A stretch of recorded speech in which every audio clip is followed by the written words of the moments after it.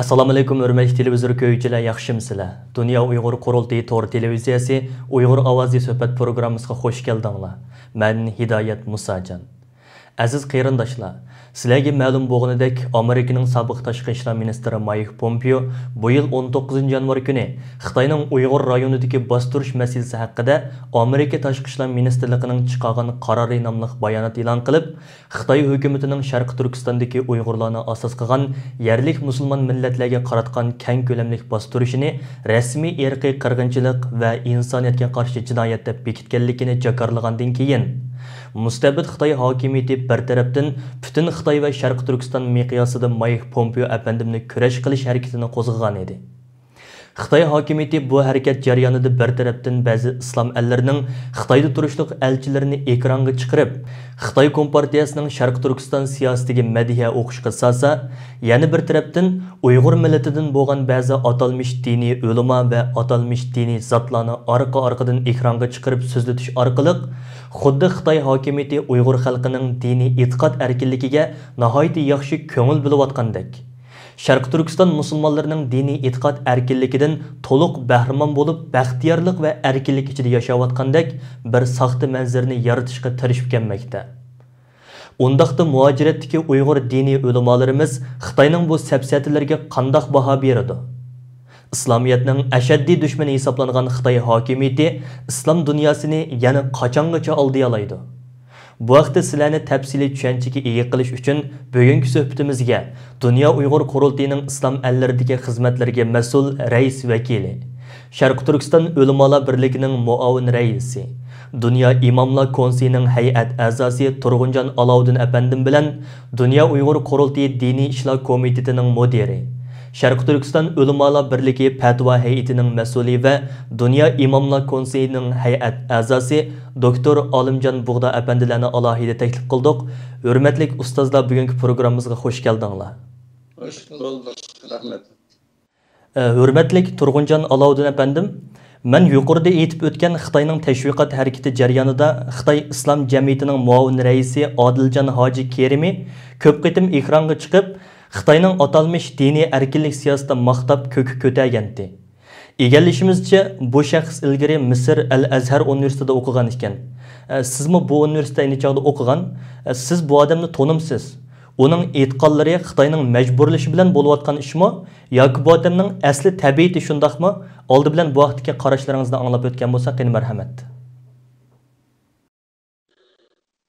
Ben Adil Hacı Kerim'de nəhayət yaxşı tanıyım. Bu kişi ben Mısır'a kelsem Mısır'da okuyup yani de benden bir 3 yıl burun keptiken ben kelip bir 2 yıldan keyin okuşup bitirip qaytkan oldu.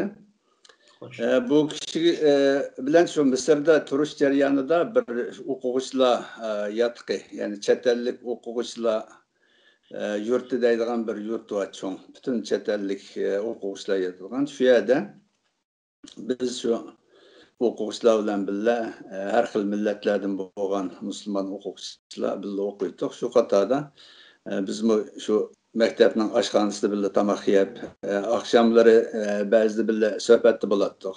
Uyg'ur o'quvchilar vatandan kelgan, vatanning hamma shaharlardan kelganlar jam bo'lib, o vaqtlarda bir 10'ga yaqin o'quvchi vardik. Bu jarayonda Adil Hacı Kerim bilan jiq suhbatlarda bo'ldik. Endi o vaqtlarda bu diniy jihatda hali burun chiqqan bo'lg'achqa bizning oldin hali yaxshi bilimlarni egallab, yaxshi ma'lumotlarga ega bo'lib, bizga bu g'oyada ba'zi bir yaxshi tushunchalarni beratdi, yaxshi gaplarni anlatdı. Ama bu Xitoyga bo'lgan shu vaqtdan tortib Xitoy hokimiyatiga bo'lgan bir xil sadoqati deymizmi bilmadim. Endi shu shaklda endi faqat Xitoyni yomon deb tilga olmaydi. Shu vaqtlarning o'zida shu biz suhbatlarda bu ko'pinchalarimiz Xitoyni yaman ko'rib, Xitoyning yaman gapini qilib, Xitoy hokimiyatini gapini qilsak, bu kishi o gaplarga qatilmaydi. Yani bizni qilma demaydi ama qatilmaydi. Keyin bu kishi o'qish bitirib vatanga qaytdi. Qaytgandan keyin bu Urumchida bir mezgil xizmat qilibdi. Ondan keyin Beijing islom jamiyatiga berib u yerga yo'tkab, u yerda xizmat qilyotdi hozirgacha. Bu kishi oraliqda shu Arabistonga bir Rabita Alimil İslami deb Xalqaro Islom ittifoqining bir yig'iniga kelibdi 2011-yili. Bizmi men Germaniyadan bordim. Bizning Muhammad Yusuf Qarim Saudiya Arabistondan Siraj Najimla, Abdullah Tajimla, Avustraliyadan Abdusalam Qarajimla qatıldı o yig'inga. Biz birga bo'ldik. Şu yerda biz endi Sharq Turkiston musulmonlarini temsil qilib bir tarafta o'tirdik. O Adil Hoji Kerim Xitoyni temsil qilib, Xitoyning Tungan musulmonlar, ya'ni islom jamiyatining shu vaqtdagi Tungan raisi shuning bilan birga kelibdi yana bir ikki odam birga. U kishi u yerda o'la tarafda o'tirdi. Endi biz bu tarafda o'tiramiz. Keyin namoz o'qishga chiqdik. Keyin namozdan keyin tomoq yeymiz deb shu oraliqda endi o'ra turib bir suhbat bo'lib qoldik. Biz o'zaro suhbat qilyotdik. Muhammad Yusuf Qarim, Siraj Najim, Abdusalam Majim, Abdullah Tajimlar.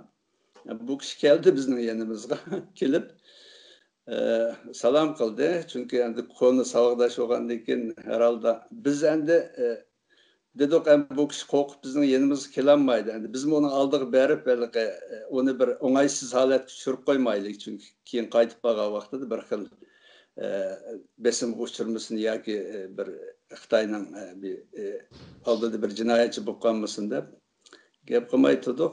Keldi kelib salom qildi qilib biz bilan ko'rishib voy konu savoqdoshlar do'stlar qanday ahvoling debdi. Bizmi yaxshi Allohga shukr deb men shu yerda chaqchaq qilib sizlar qattiq ta'qib ostida biz erkin dunyoda yashayapmiz. Bizni sizlar bilan ko'rishganlik bilan bizni jazolamaydi. Mayli Uyg'ur ishlayotgan tashkilotimiz bo'lsin yoki biz turayotgan davlat bo'lsin, demokratik erkin davlat, biz demokratik erkin tashkilot.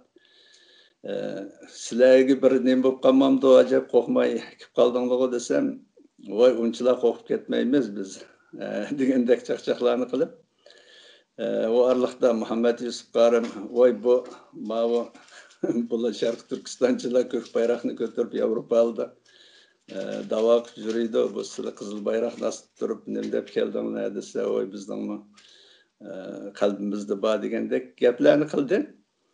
Biz shu yerda o'yladim, endi biroz bir ichida o'zgarish bo'lgan o'xshaydi. Vatandagi besimlarni, u yerdagi zulmlarni ko'rgandan keyin ichida bir o'zgarish bo'lishi mumkin. Qanchasi bir Uyg'ur bo'lgandan keyin qalbida Uyg'urlik bir tuyg'usi uyg'onib, Uyg'urga nisbatan bir xil hissiyat qo'zg'algan o'xshaydi deb qildik. Undan keyin o yig'in boshlandi. Yana qayta kirib yig'in davomlashtirdik. Shundan keyin qaytib ketdi. Araliqda shundan keyin endi bu Xitoy hokimiyati endi bu kishini shu Beijingda shu islom jamiyatida muavir rais ekan. Shu vaqtda muavir rais qilib ketibdi ekan. Endi islom jamiyatini biz bilamiz. Endi islom jamiyatining qanday jamiyat ekanligini. Endi ismi islom jamiyati shaklda xuddi xalqaro ko'rsatilishda xuddi vatandagi musulmonlarni temsil qiladigan bir organ o'xshaydi deb mandaq tushunadi endi arab dunyosida. Ammo halbuki o islom jamiyati degan o islom musulmonlarni temsil qiladigan, musulmonlarning masalalarini hal qiladigan, musulmonlar tarafda turadigan bir jamiyat emas. U Xitoy kommunist hokimiyat tarafdan qurilgan, faqat Xitoy hokimiyatining oqlaydigan, Xitoy hokimiyatining saxtipaz siyosatini, ikkiyuzlimchi siyosatini xalqaroga bo'libmi islom dunyosiga oqlab ko'rsatib, chiroyli pardozlab ko'rsatadigan bir jamiyat. Endi shu yerda xizmat qilyapti bu kishi. Endi balki majburiyatdan bo'lishi mumkin. Endi chunki Xitoyning ishida turib, endi televizorga chiqib so'zlaysa yoki ma gapni qilsa desa qilmayman deyolmaydi. Ya shu qilmayman bunday gapni bu xato deb bu siyosatda to'g'ri emas musulmonlarga tutayotgan deb turmaga kirish kerak yoki bo'lmasa chet elga iltijo qilish kerak yoki bo'lmasa ashundoq shaklda Xitoyni maqtab o'tish kerak endi bu vatandagilarning holi shu uch xil uch tanlashdan birini tanlash kerak endi. Endi insonning ichidagini bilgili olmaydi ama bu kishining hozir shu Xitoyning siyosatini aqlab bu yerda so'zlab yurishi bu nihoyatda xato, nihoyatda zo'r bir xatolik deb hisoblaymiz. Chunki u vatanning ichida turib, u zulmni ko'rib turib, yana Xitoyning yolg'on yovdaq tashviqotlarini, saxta tashviqotlarini u yerda tashviq qilib yurishining o'zi bir Uyg'urga bir bo'libmi bir diniy o'lima bo'lgan kishiga yarashmaydi. Ko'pdan ko'p rahmat, hurmatli Turg'unjon Alovdin apandim, yuqorida bergan ma'lumotlaringiz uchun. Endi hurmatli doktor Olimjon Bug'do apandim, yaqinda Xitoy hukumatı yana Pokiston bilan Arab Birlashma Xalifaligining Bejingdagi elchilarini ekranga chiqarib, Xitoyning Sharqiy Turkiston siyosatini maqtig'ili soldi. Yana oldingi yili Dunyo Islom hamkorlik tashkilotining Xitoyning Sharqiy Turkiston siyosatini qo'llab e'lon qilgan bayonotini qayta bozorga silib, o'zini oqlashga tirishdi. Siz bu ahvollarga qanday baho berasiz? Bu to'g'ridan da hakikaten biz Müslümanlarını ait qattiq afsuslandıradigan bir ahval. Biz bir yerde şunu dikkat kılışımız lazım. Xalq bilen hakimiyetini ayırıp düşünüşümüz lazım. Hem de Xitay özününki xalqaradaki iqtisadi, siyasi, ekonomik her qaysi cihetteki nüfuzunu işletip Müslüman dünyasındaki hükümetlerini asasen monopol kılıverlik. Aşında boğallık için muşunda Xitay burundan tatip işletip gelgen muşu hile neyranlarını muşu Müslüman devletlerden bulapmı? Xitayga biqindi olup kalgan Pakistan'a okşaş, Arap Birleşik Halifaligi degen okşaş muşunda bazı Xitayga biqindi olup kalgan devletlerini şu biqiniga ilip muşu arkalık Müslüman dünyasıga belki garipke bunu Xitayda hiç qanday Sharqiy Turkistondagi musulmonlarga elib berayotgan zulm yo'q deydigan mushundaq sepsetisini shular orqali bozorga silishga tirishyapti. Ammo lekin buni meningcha o'zimi ishonmaydi va musulmon dunyosidagi xalq ortiq ishonmaydigan holatga keldi. Yani bir yerdeki mesele asasen nima degan chaqda shu Xitoyninki nüfuzidan iqtisodiy bazı menfaatni asas qilib turib, faqat shu yerdagi hokimiyatlarninki qilgan bazı mushundaq nashayan, yani bizninki musulmonlikqa, o'zimizninki dini musulmon qarindoshlikqa faqat uyg'un kelmaydigan bir ahvol. Bunu zaten burundan tatip biz 2009'daki Ürümçi katliamida biz Dünya Ma'yılık İslam Kengeşininki Reis Ekmelettin İhsan Bey bilen biz köreşkendik. Şu çağda şu Xitayninki şu Ürümçi vakasındaki ilip bağan cinayetine karşı şu İslam Kengeşi'nin bir bayanat ilan kılış doğrusudur. Şu çağda mı Pakistan, Katarlık şu bazı Arap ve Müslüman devlet hakimiyetliklerininki ait qattiq perişan bo'lganligini Xitoyga qarshi bayonot e'lon qilishning bo'lmaydiganligini Tashqi ishlar ministerligi nimasidan qattiq bisim qilganligini, onun uchun o'zininki nihoyatda tez Xitoyga qarshi biroz yumshoq bo'lgan ifodalar bilan Ürümçi qatlamini biroz qiynaganlik, tanqid qilganlik şekilde bir karar chiqarganligini, ammo buningki nihoyatda tez bo'lganligini ve Müslüman hakimiyet pişidiki devletlerdeki hakimiyet pişidikilerininki Xitayga nait qattiq yaqin ekanligini bu davada bo'lapmi sizlarninki nait qattiq kuch sarf qilishinglar ve bu devletdeki Müslüman xalq bilan bo'lgan aloqangni bek yaxshilashinglar kerakganda bizga shu 2009'daki vaqadimi shunda degandi.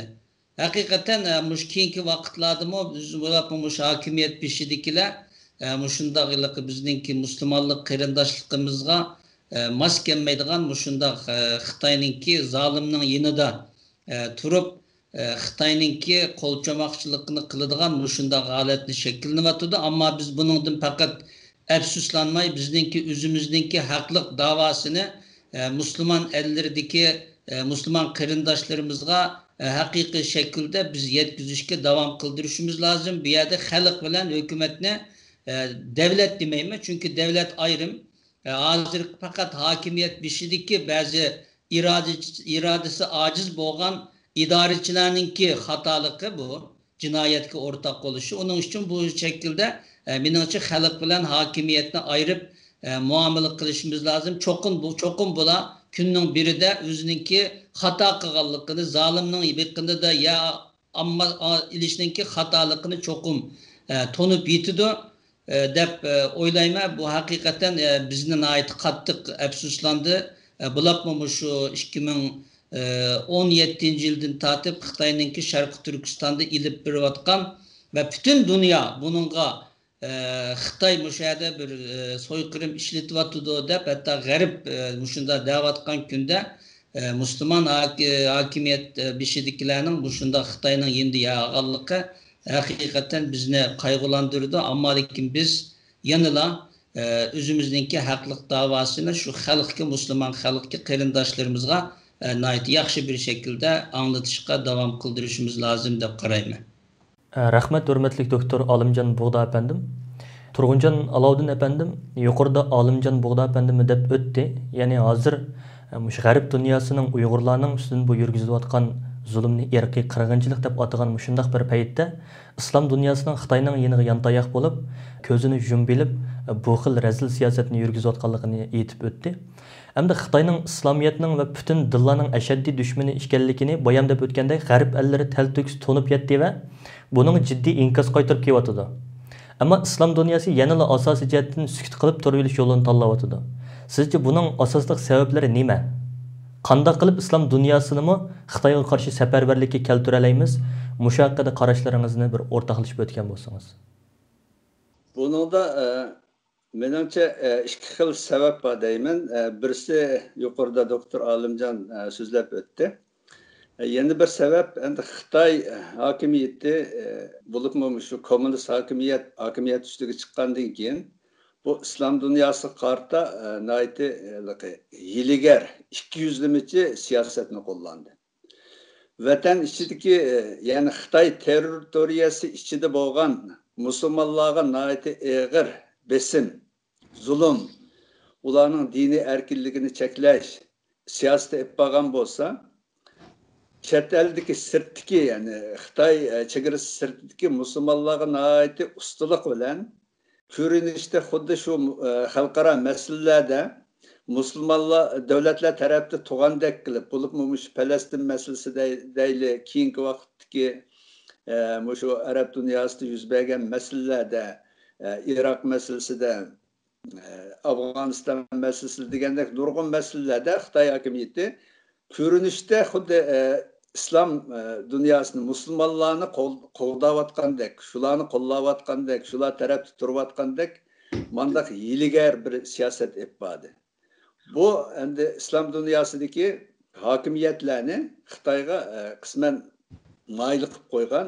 Bo'libmi keyingi vaqtlarda Xitoy bu lager siyosatini o'ttirib qo'ygandan keyin bu g'arb dunyosi demokratik davlatlar bunga ait qattiq qarshi turib Xitoyni so'yqirim etdi deb ayblagan shunday sharoitda Xitoy hokimiyati texmi bu islom davlatlariga bo'lgan hiligar siyosatni texmi kuchlantirib degandek islom jamiyatining da xizmat qilayotgan shunday Adil Hoji Kerimdek kishilarni va boshqa Abduraqibdek kishilarni o'tirg'i chiqarib qo'yib qismen bazı bir şehirlerde şekili cihette bazı mescitlerini uçup koyup xuddi erkin azade Müslümanlar namaz okuvatgandek dini erkinliklerden bahrimen buluvatgandek mandak köstiş arkalık bularını tekime aldap şu sebepten endi bu İslam dünyasının degendek rehberler bunun aldangan oldu. Endi haqiqiy ishonmagan bo'lsa-mu, endi Xitoyning bu ilgari siyosatidan endi foydalanish, endi Xitoyning hozir iqtisodiyotda kuchlanayotgan bir davlat bo'lgandan keyin bu Xitoy hilgarlik bilan qarz berishi orqali mablag' selishi orqali bu islom davlatlarining boshliqlarini oldi. Ama doktor degandek islom ellerining xalqlari biz bilan birga nurg'un nimalarni ko'ramiz arab dunyosidagi chiqayotgan ijtimoiy taratqularda ba'zi bir qisman demokratik davlatlarda ki gazet jurnallarda chiqayotgan xabarlarga qarasak ularning hammasida bizga hissdoshlik qilib musulmon xalqlar biz tarafda turyotdi. Ammo degandek hokimiyat ustidagi ya'ni hukumat amaldorlari Xitoydan iqtisodiy manfaat yoki siyosiy jihatda biz tarafda turamiki xalqaro masalalar degan tamo bilan bular Xitoyning bu siyosatini qarshi chiqmadi, balki shuni qo'llab degandek bayonotlarni berib keldi. Ammo islom dunyosining musulmonlarning biz tarafda turganligiga ishonamiz degandek bu islom dunyosiga bo'lgan bu xizmatni texnik kuchli şekilde davomlashtirishimiz kerak deb o'ylayman. Rahmat Turg'unjon apandim. Hamda Olimjon Bug'do apandim, hamda yuqorida deb o'tilganlarga qo'shimcha qilib qo'ygan so'zlaringiz bo'lsa va shundaqla oxirida ekran oldidagi ko'rinmanlarga o'zingizning yurak so'zlarini aytib o'tsangiz, shuning bilan programmamizni oxirlashtirgan bo'lsak.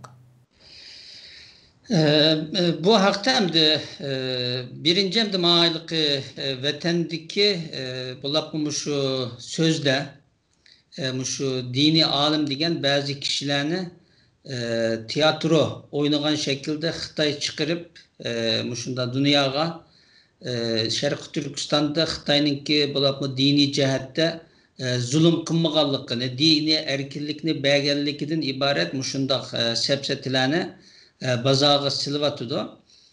Biz bo'lib şu diniy sohadagilar bu haqda özümüzdeki haklık davasını Xitoy'daki Şarkı Türkistan'da meyli dini ibadet insanınki temel hak yani asaslık yani insan hakları da atalgan yani itikat kılış hakkıdan ibaret bu hakkını Uygurlardan İslam dini Müslüman boğan Uygurlardan mahrum kıgallıkını mesela bir münçi camininki çıkıp bitilganlıkını mesela hatta bazı devletlerdeki mescit camiden Şarkı Türkistan'da tıxımı köp cami bağlıqı diyen şundan geplerini kılvatıdı bazı Xitay perestler. Yani şunu deyişimiz lazım ki yani Xitay komünistleri 1949 yılı Şarkı Türkistan'ı bisiviliştin burun zaten Şarkı Türkistan 1000 yıldan beri İslam toprak gitti. Bu yerde o kadar camiler vardı. Xitay cami salmadı. Belki camilerini yıktıvattı. O babı olan camilerin hemmisi şu Xitay komünistleri işgal kılıştın burun Şarkı Türkistan'da babı olan camiler. Yani muşnun okşuğan nurgun meselelerde biz özümüzdeki haklık davasını nayet yaxşı şekilde Müslüman dünyasıga, garip dünyasıga bulap mı dini itikat, onun dini ibadetlerindeki erkinci ibadet kılış katarlık muşunda hak hukukudan mahrum kılganlıkını bayan kılışımız lazım. Şunun olan birge biz vatanda yaşayan, vatanda Xitoyninki İslam Turg'unjon hacim deb İslam cemiyeti degeni aslida İslamni yo'qotish cemiyeti. Men nayt obdan bilime hatta men İslam şu yanda o'qiyotgan chaqda partiya maktabidan shu ashlarninki sho'jig'ini ekilib bizga dinsizlik darsi o'tibdi mesela. Ama lekin bizninki itiqadimiz nayt mustahkam bo'lganlik uchun bizler ular bilan o chaqda munozara ilib berib hatta ashlarninki musulmon bo'lganligini ko'rdik. Ammo xalqimiz haqiqatan mayli ularga yaqinda ko'ransin, sitlib ketganda ko'ransin. Men shaxsan Turg'unjon hajimninki fikriga qetilima mecburiyetin davatida ama erkin hür bir şekilde vatanda Sharq Turkistonda musulmonlarning ahvoli qanday desa ashulama hergiz Xitoyninki sipida turib bu şu hakikaten dini erkinlik var da diyemeyiz. Çünkü ondan emas yani vatanda hakikaten dini erkinlik olmasın ve her kaysi cihette örf, adet, medeniyet cihette Xitoyga ait qattiq qirg'inchilik ilib beryapti. Şunu bu haqda biz dünyaya özümüzün haqliq bo'lgan davasını nayti yolg'on gap qilmay bor bo'lgan shaklda ilmiy delillar bilan biz anlatsak cho'qim haq g'olib keladi, batil cho'qim mag'lub bo'ladi degan shu islomning prinsipi bo'yicha muhaqqaq biz g'olib kelamiz. Xitoy bu zulmni davom qilg'izolmaydi. Bir kun muhaqqaq biz o'zimizningki arzu armonlarga va istiqlolimizga qavuşimiz deb umid qilaman. Meniki bu haqdagi so'zim bu. Hürmetlik ustozlar, yuqorida bergan qimmatli ma'lumotlaringiz uchun yana bir qitim ko'pdan ko'p rahmat aytaman. Rahmat sizlarga. Sizga ko'p rahmat. Hürmetli televizor ko'ruvchilar, yuqorida Dunyo Uyg'ur Qurultiyi to'r televiziyasi Uyg'ur ovozi suhbat programmasini diqqatingizga sundiq. Keyin qitimliq programmada ko'rishgacha omon bo'lgaysizlar. Xayr xo'sh.